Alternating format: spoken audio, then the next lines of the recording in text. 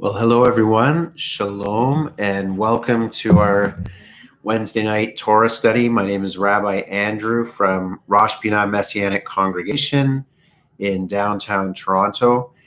And we're going to get started in just a moment with our weekly Torah study. Many of you know that we meet every Wednesday night at 6:30 p.m. and Saturday morning, Shabbat morning at 10:30 a.m. Normally, of course, in normal times, we meet in person at our regular meeting place, which is 630 Spadina Avenue. But of course, now, as most of the world is sort of under lockdown, if you will, we're meeting like this online, which is great. We're so glad that we're able to do this. And so welcome. It's good to have you all here. So I'm going to jump right into the study tonight. And I want to begin with a word of prayer, and then we're going to just jump right into it. And so let's look to God in prayer as we begin the study of his word. Hallelujah. Lord God, we come to you in the name of Yeshua. We thank you for this time together to study your word. And just thank you that we're able to meet like this online. I pray that you will bless each person watching and bless our study of your word together.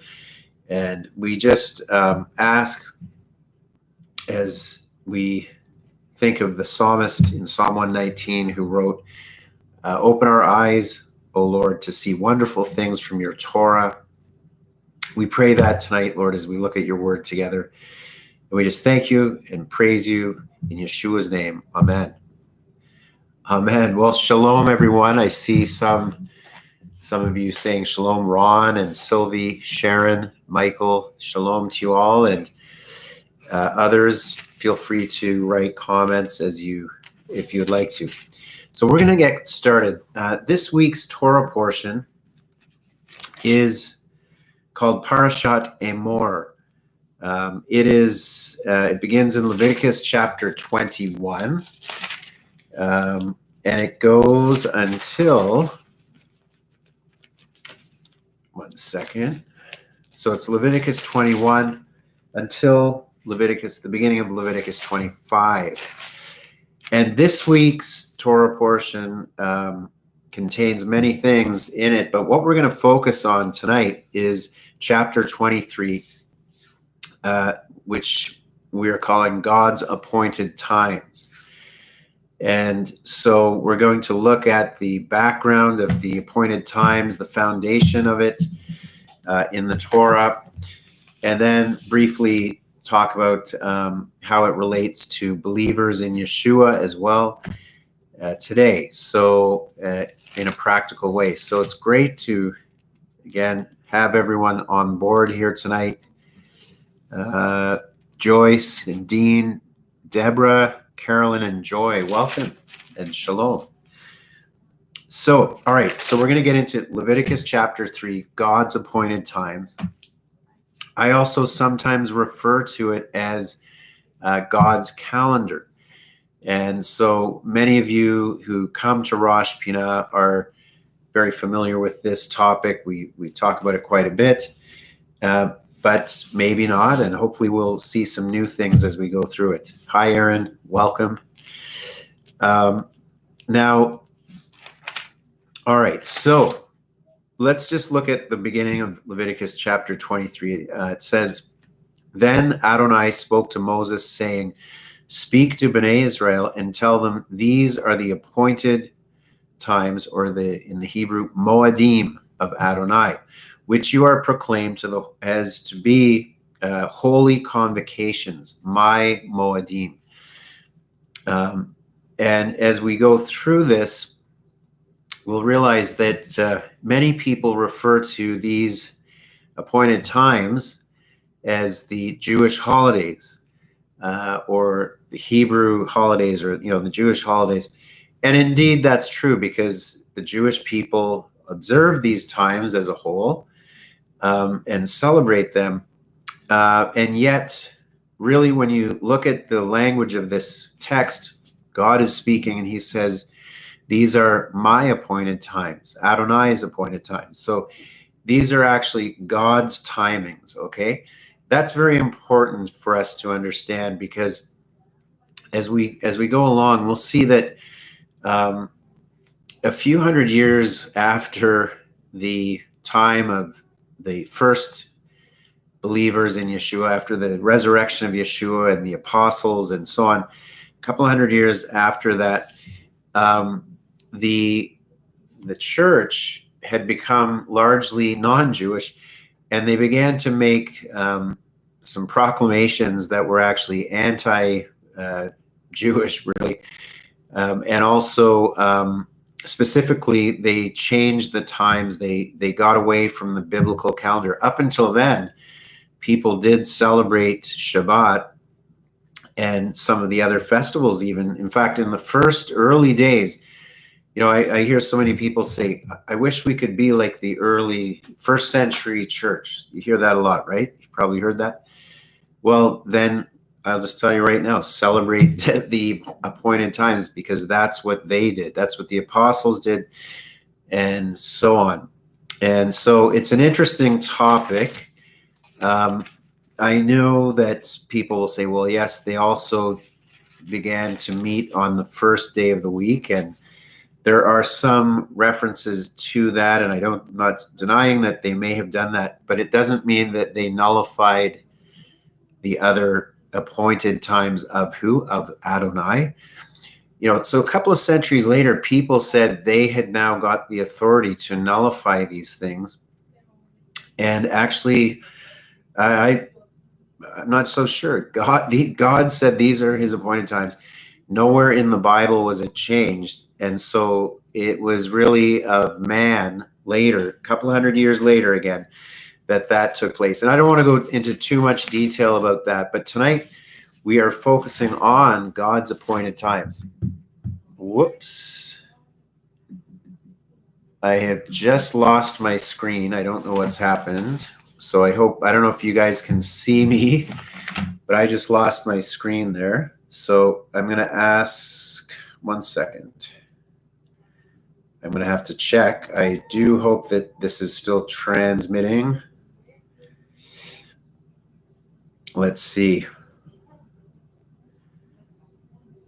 Is it still live? Yes, it is. Yes, it is. So I'm not sure why my screen has gone blank here, but I'm going to continue and just trust that everyone can see this. All right. So I'm going to go back, first of all, to the book of beginnings, the book of Genesis. And we're going to see the origin of these appointed times. And in Hebrew, again, they're called moedim. All right. That's the word appointed time.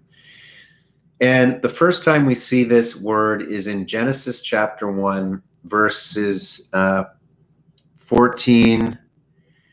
We're going to read 14 to 19. Okay, this is describing the fourth day of creation. And it says, then God said, let lights in the expanse of the sky be for separating the day from the night. They will be for signs and for seasons. And that word there, seasons, is the Hebrew word moedim. And for days and years. They will be for lights in the expanse of the sky to shine upon the land. And it happened so.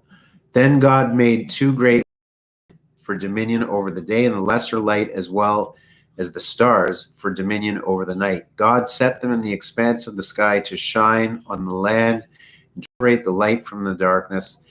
God saw that it was good. So there was evening and there was morning, a fourth day. So right in the beginning of creation, the first week of creation, when on the fourth day, God created the sun, the moon, and the stars, and he said they will be for separating day from night. So we know the difference between day and night. They will also be for signs and for moedim. So already that word means appointed times or appointments, if you will. that God, when he created the sun and the moon, it was that he already had in mind a calendar, if you will. He already had in mind that there would be certain dates, certain appointments. The sun and the moon and the stars that was one of the reasons that God created them. Yes, it was to separate day and night. It was for signs also, and for appointed times, and also, of course, to give us, just to give light to us and so on. But so we see early in the book of Genesis the foundation of God's appointed times. Okay. And there's a lot more we could go into in depth there, but I don't want to go too deep into it tonight. This is just a kind of introduction.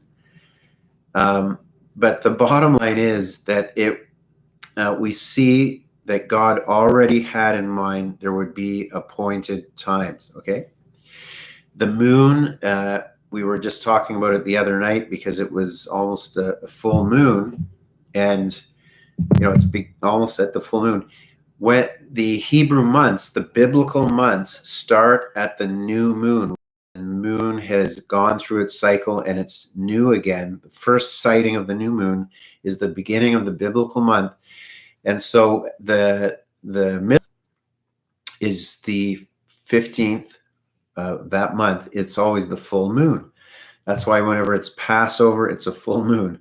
And whenever it's also Sukkot as well, it's a full moon at the beginning of Sukkot, as well as other festivals. It's connected to the moon and the sun and the stars, the calendar in the Bible. So this is God's calendar.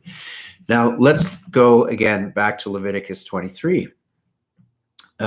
So he's, just to give a quick overview of chapter 23, this is the description of God's calendar, and the first part of it is to do with a weekly appointed time called Shabbat. So in verse 3 it says, work may be done for 6 days, but the seventh day is a Shabbat of solemn rest, a holy convocation. You are to do no work. It is a Shabbat to Adonai in all your dwellings.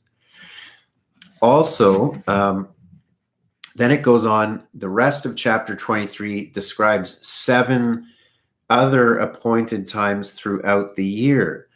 For example, Passover, unleavened bread, first fruits, Shavuot, Feast of Trumpets, Yom Kippur, and Sukkot. So there's 7 feasts throughout the year.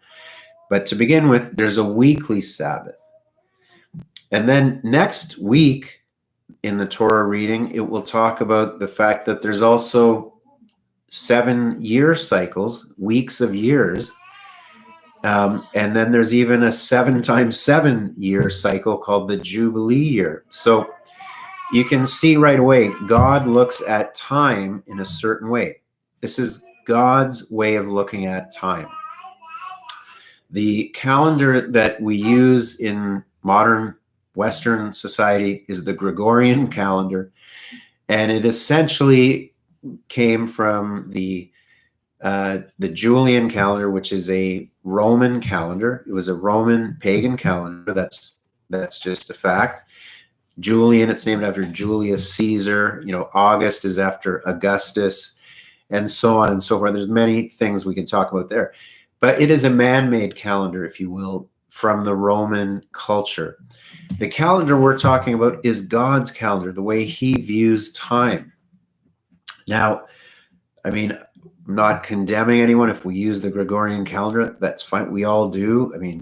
If you're making an appointment with your doctor or at work or something, and they say it's going to be on, Monday, May 4th or whatever, or Wednesday, May 6th, we use it, but that's okay. But I'm just talking right now about the biblical calendar, and there's only one biblical calendar. That's this one in most clearly seen here in Leviticus chapter 23. But as I said, the roots of it go back to the first few chapters of Genesis. All major biblical doctrines can be found in the book of Genesis. amazingly. Let me give you an example.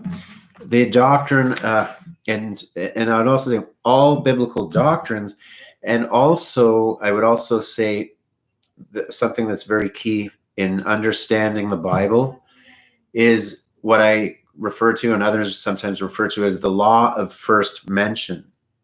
The law of first mention. In studying the Bible and interpreting the Bible, we need to interpret it within its own framework, its own interpretation, how the Bible, and there's a logic within it. And the law of first mention is something important to realize. What is it? It's saying that when a term is mentioned for the first time in the Bible, the way that term is used the first time has a influence on the rest of the way it's used in the rest of the Bible. Let me give you an example. The first time we hear the word in the Bible is actually in Genesis 22, when God speaks to Abraham and tells him, Abraham, take your son, your only son whom you love, and offer him as a burnt offering, in the region of Mount Moriah. Of course, so that tells us something about what is true love. Love is sacrificial, and it's ultimately pointing towards the fact that God would give his only son in that same region of Mount Moriah as a substitutionary sacrifice. Isaac didn't have to die, as we read the story. But that gives us insight into love, the true meaning of love, God's love. And so it is also with the appointed times in Genesis 1. I just pointed out there in the first, in verse 14, 15, 16, it gives us an insight into the appointed times, that they were planned right from the beginning. But let's also look at the Sabbath. The Sabbath is mentioned here in Leviticus 23 as a weekly appointed time. It also is mentioned in Genesis in the account of creation. And by the way, it's interesting. Hebrew is the language that God chose to bring revelation to mankind first through Hebrew. The entire Tanakh is written, the majority in Hebrew. There's a few passages in Aramaic, but the vast majority is Hebrew. That's the language that was chosen by God, and it's referred to as, in Hebrew, it's called Lashon HaKodesh, the holy language, for that reason. Now, what is interesting, there's many things within the Hebrew language that are not coincidental. One of them is, we're talking about how God looks at time. As I've just described in Leviticus 23, you can see a pattern of 7, right? There's a week. Why do we know there's 7 days in a week? God revealed that to us. You see, that's like so basic. It's kind of like, guys, God revealed to us that there's 7 days in a week. Now we all just accept that and we live by that. Even in our calendar now, we live by the 7-day week because God revealed it. And then he also revealed that there's 7 appointed times or festivals throughout the year. So 7. Within that, there's also a time of counting 7 times 7, which from Passover to Shavuot. Okay. Then he has 7 years, making up a week of years. And then 7 times 7 is the Jubilee. See that number 7? Well, in Hebrew, it's amazing because the word for time is the word zeman, and the first letter of that word is Zion, which is the 7th letter of the Hebrew alphabet. And that's not a coincidence. There's many things like that in Hebrew that, it's just too many to be coincidental. It was, in other words, Hebrew, if you study it, was not a language that evolved. It was a created language.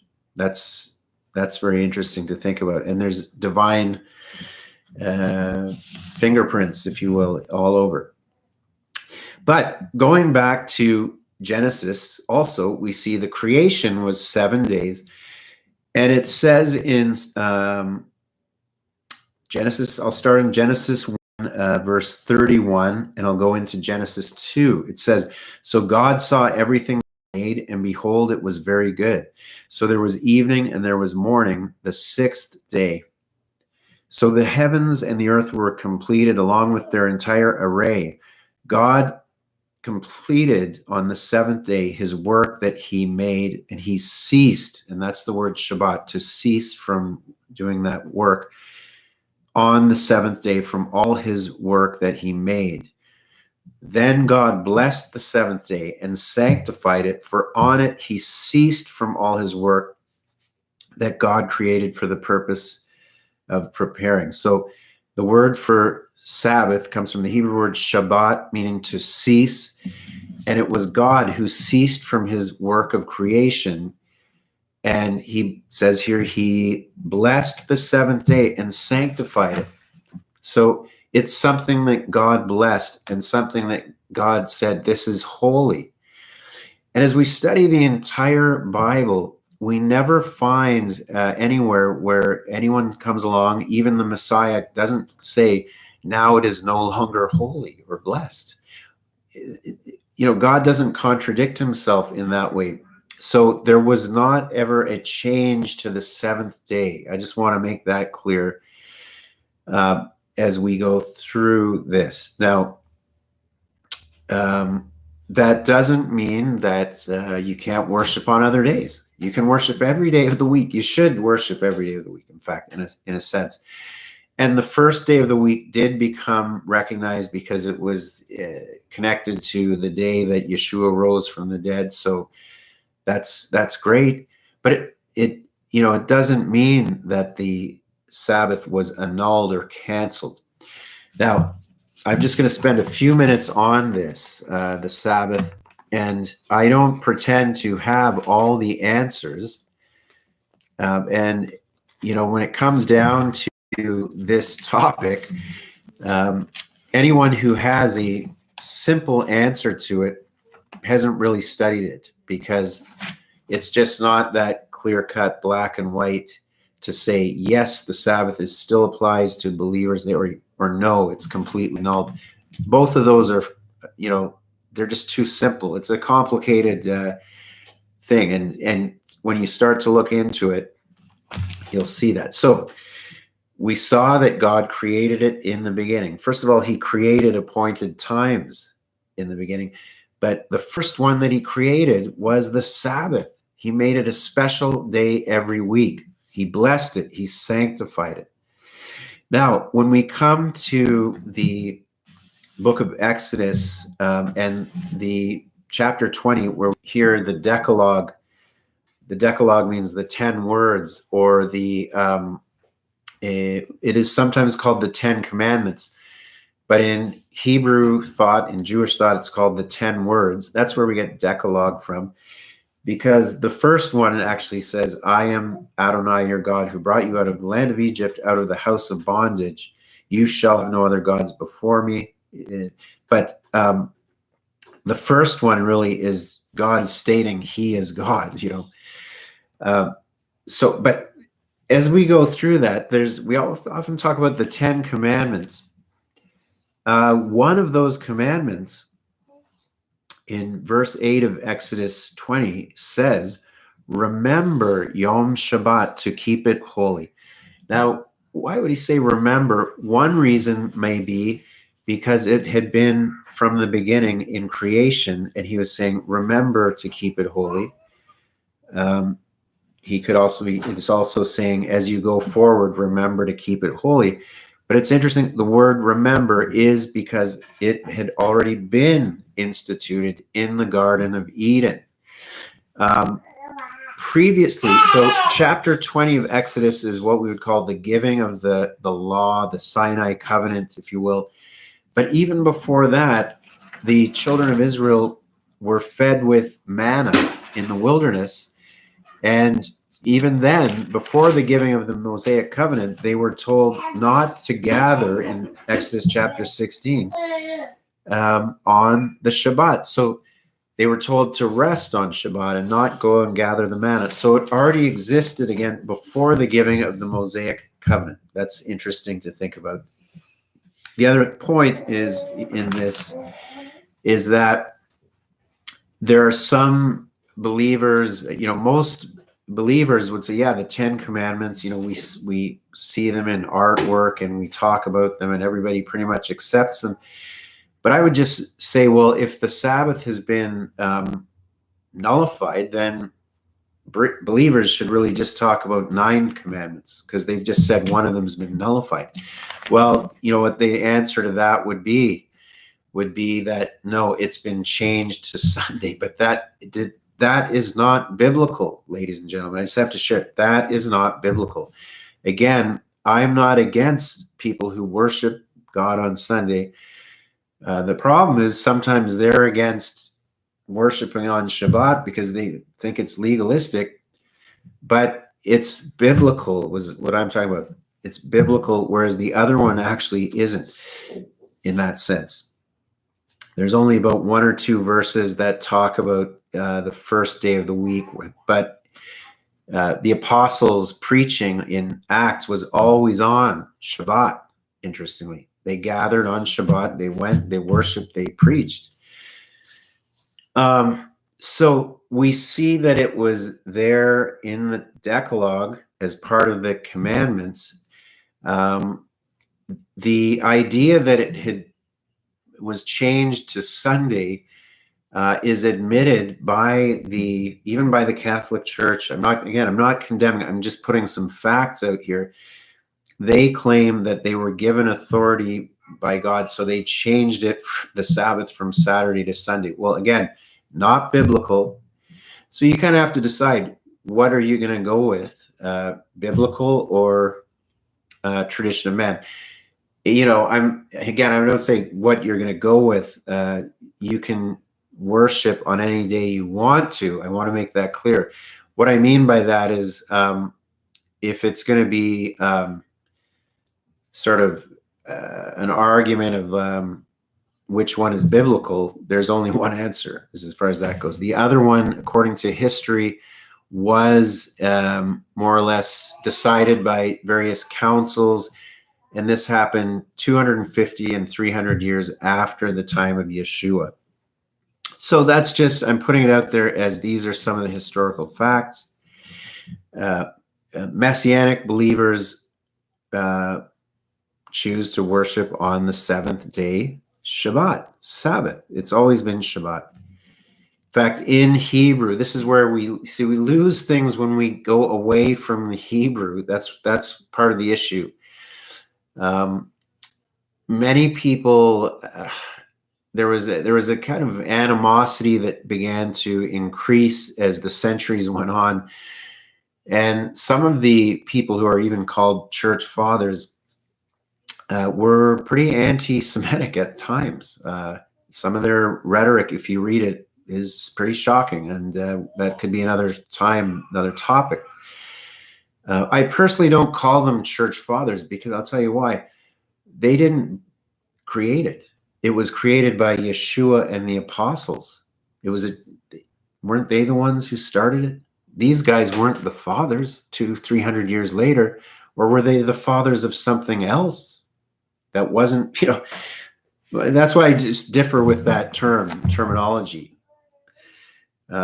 Elders maybe might work, but they didn't create it. It was God through Yeshua the Messiah and the apostles, that's where the ecclesia was founded from. And so that's something to chew on. Now, again, Messianic believers do worship on Shabbat, as well as other days. Again, we follow the other appointed times.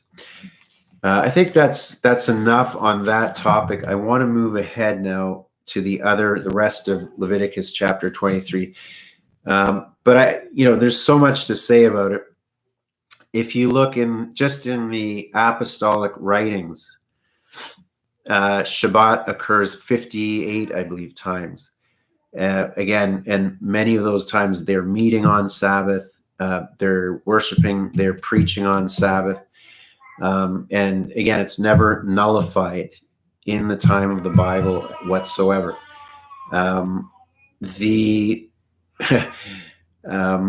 So I don't want to go too deep into that and but that's just the way it is. I do think this connects somewhat to the teaching from what we've been doing on Shabbat morning from the book of Galatians, because what we saw a few weeks ago in that was that early on they realized there was kind of two apostleships. This was in Galatians chapter 1 and 2, where they really in chapter 2, where they recognized that Peter and Yaakov and John they had an apostleship to the Jewish people, and Shaul and Barnabas had an apostleship to the Gentiles. So there was two streams, if you will, only one gospel, only one truth, only one Bible, but there were kind of two streams. And I think that what happened was, as it grew in the non-Jewish world, it began to be more non-Jewish. So they stopped meeting on Sabbath. But the problem was too that you could argue, I could argue that God's word never said to do that, but that's just what happened. God allowed that to happen. Nothing happens without God allowing it to happen. It did happen.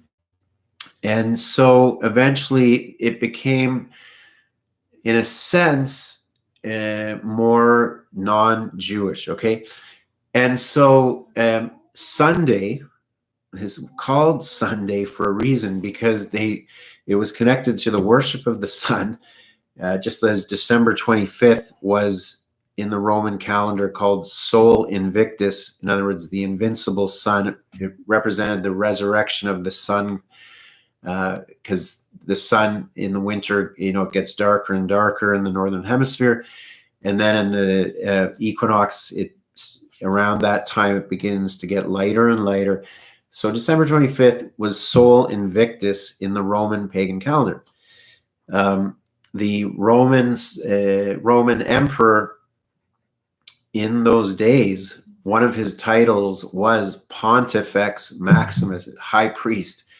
So it was a completely thing, like in Rome, so where you hear Rome and the pontiff and all this, so it was inherited in Rome, so it kind of became more and more Roman. And so everybody was kind of used to the Sunday. So they just switched the worship to that day, and it made sense. And that's kind of in a nutshell what happened. Now, the problem was, and I personally don't have a problem. Someone wants to worship on the first day of the week, which is Sunday, fine. But the problem was they began to be against the Jewish stream, the Jewish apostleship, where they still wanted to worship on Shabbat according to the Bible. They were against it, and they actually made edicts against it in some of the early councils, and it was very much anti-Jewish and anti-Hebrew.